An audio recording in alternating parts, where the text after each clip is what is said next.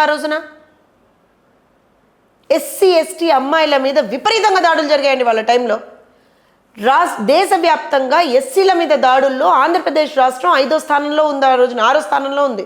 ఎస్టీల మీద దాడుల్లో 5వ స్థానంలో ఉంది వీళ్ళ ప్రభుత్వ హయాంలో. ఎందుకు ఆ రోజున మాట్లాడలే విజయసాయిరెడ్డి? నీ వరకు మాట్లాడితే మాత్రం నీకు నొప్పి తెలిసిపోయింది ఇవాళ రోజున. విజయసాయిరెడ్డి లాంటి వాళ్ళ గురించి నేను చాలా తక్కువగా మాట్లాడతానండి. నాకు తెలిసి నా ఈ 5 ఏళ్ల ప్రస్థానంలో ఎప్పుడు విజయసాయిరెడ్డి గురించి ఎక్కువ మాట్లాడినాను అసలు. 1 or 2 సర్కమ్స్టాన్సెస్ అంతే తప్పించి, because I don't think is worth it. అంటే మనిషి అనే ముఖ్యంగా రాజకీయ నాయకుల్లో కూడా మనం అంటే ఒక్కొక్క ఎథిక్స్, ఒక మారల్స్, ఒక స్టేచర్ ఉండాలండి. అందుకే మీరు గమనించండి, రోజా గురించో లేకపోతే విజయసాయిరెడ్డి గురించో కొడాలి నాని గురించో అద్భుతమైనటువంటి వ్యక్తిత్వాలు కలిగినటువంటి వాళ్ళ గురించి నేను మాట్లాడినా. ఆ ప్రతిపక్షంలో ఉన్నప్పుడు కూడా ఇలా భూదందాలు చేస్తున్నారండి, ఇలా అక్రమాలు చేస్తున్నారు అని చెప్పాం. Now that we are in government, we will know what is happening. ప్రతి డిపార్ట్మెంట్ నుంచి మేము లెక్కలు తెచ్చుకోగలుగుతున్నాం. ఇప్పుడు మేము ఇదే మాట మీకు గుర్తుంటే, సో డెఫినెట్గా ఎక్కడ అక్రమాలు జరిగాయో నేను ఇప్పుడు ఒక విషయం చెప్తానండి. పిల్లి కళ్ళు మూసుకుంటూ పాలు తాగేసి నన్ను ఎవరు చూడలేదు అనుకుంటుంది. వైఎస్ఆర్సీపీ అదే చేసింది. ఇప్పుడు మొన్న వీళ్ళ 26 జిల్లాల్లో వీళ్ళ పార్టీ ఆఫీసులు కట్టుకున్నారు. 26 జిల్లాల్లో 26 దీంట్లో ఎక్కడో వీళ్ళ పార్టీ ఆఫీసులు కట్టుకున్నారు కదా. Almost I think except Prakasam తప్పించండి, ఎక్సెప్ట్ ప్రకాశం దగ్గర తప్పించి ఎక్కడ వీళ్ళకి పర్మిషన్స్ లేవు. దిక్కుమాల మాటలు 5 సంవత్సరాలు విన్నాం. ఆ దిక్కుమాల మాటలు మళ్ళీ మొదలు పెట్టి ఒక లేటెస్ట్ అప్డేట్ లో కూడా వస్తే సాయిరెడ్డి గారి వ్యవహారం కూడా అదేంటి కదా, కొంచెం మాట్లాడే దానికి నేను ఒక విషయం చెప్తానండి. విజయసాయిరెడ్డి గారికి సంబంధించి అంటే నేను ఇవాళ ఆయన ప్రెస్ మీట్ చూసాను. నేను I'm not going to go into the merits of the case because that is none of my business, none of your business. We are least bothered about that. మీడియాలో మీడియా కోసం ఇవాళ ఒక press meet పెట్టారు. మీ మీద కొన్ని allegations వచ్చారు. ఎలిగేషన్స్ని నేను తిప్పి కొడుతున్నానని చెప్పి ఒక ప్రెస్ మీట్ పెట్టారు. ఏం మాట్లాడాలి మీరు? మీడియాని ఎందుకు తిడుతున్నారు మీరు? జాగిరా మీడియా ప్రశ్నించకూడదా? దానికి వాడు పెట్టాడు, వీడేంటి? జర్నలిస్టుల మీద ఆ మాత్రం గౌరవం ఉండదా? అది వదిలేండి. అక్కడ కూడా కులాన్ని తీసుకొస్తాడండి. దిక్కుమాలతనం కాకపోతే వీళ్ళకి కులాన్ని తీసుకురావడం ఏంటి అక్కడ? కులంతో ఏం సంబంధం అసలు అక్కడ? ఒక ప్రైవేట్ వ్యక్తి ప్రైవేట్ దీంట్లో ఏదో ఒక ఆరోపణ చేశారు. మీరు ఒక రాజ్యసభ సభ్యులు కాబట్టి మీ మీద ఆరోపణ వచ్చినప్పుడు డెఫినెట్గా మీడియా దాన్ని పికప్ చేస్తుంది. మీడియా పికప్ చేసినప్పుడు నాకు సంబంధం లేదురా నాయన, ఈయన ఫైర్ అవ్వాలంటే ఎవరి మీద ఫైర్ అవ్వాలి?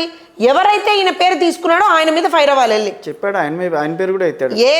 సార్ మీరు మొత్తం చూడండి, పేరు కూడా ఎత్తాడు మళ్ళీ ఇక్కడ. నేను ఏమంటానండి, I'm not talking about one particular person.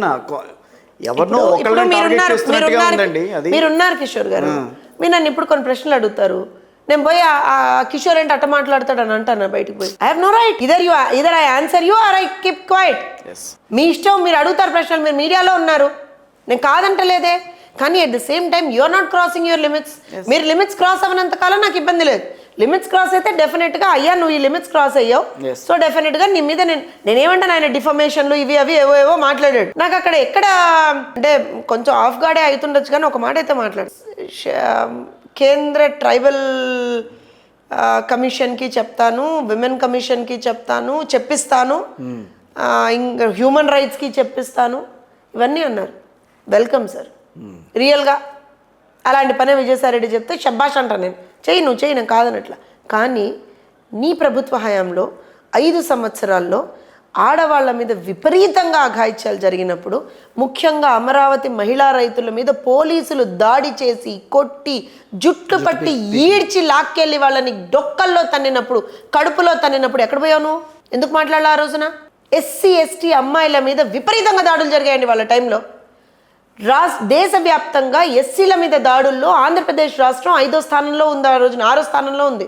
ST ప్రకాశం జిల్లా తప్పించి ఎక్కడ పర్మిషన్స్ లేవు. And on top of it అన్ని 33 ఏళ్ల lease. Most of it lease సంగతి ఒక నిమిషం పక్కన పెట్టండి. నేను I'm not even getting in to that as such.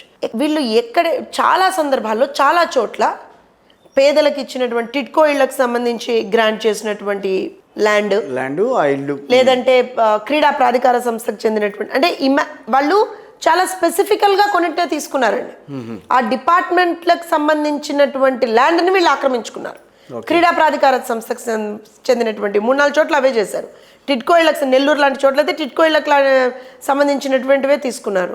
అలా దే హ్యావ్ అంటే ఎంత ఆర్గనైజ్డ్ క్రైమ్ అంటామండి దీన్ని, well organised crime. Organised crime. And I will not go behind in saying this. ఎందుకంటేనంటే సరే నీ పార్టీ ఆఫీస్ కట్టుకోవడం నేను తప్పని నేను అన్ను, యూఆర్ ఆల్వేస్ వెల్కమ్. టీడీపీ కూడా ఉన్నాయి కదండి ప్రతి చోట. నేను కాదనట్లేదు, అందుకని నేను కాదనట్లేదు, నేను ఎక్కడ కాదనట్లేదు. పార్టీ కొత్తది కాబట్టి వాళ్ళు కూడా పెట్టుకుంటున్నారు. నేను అస్సలు కాదనట్లేదు. నేను ఎక్కడ కూడా వాళ్ళు మీ పార్టీ ఆఫీస్ 36 కాదు కాకపోతే ఇంకో 100 కట్టుకోండి. గ్రామానికి ప్రజల సొమ్ముతో కట్టుకోవటమే, గ్రామానికి కట్టుకోండి అని చెప్తున్నా.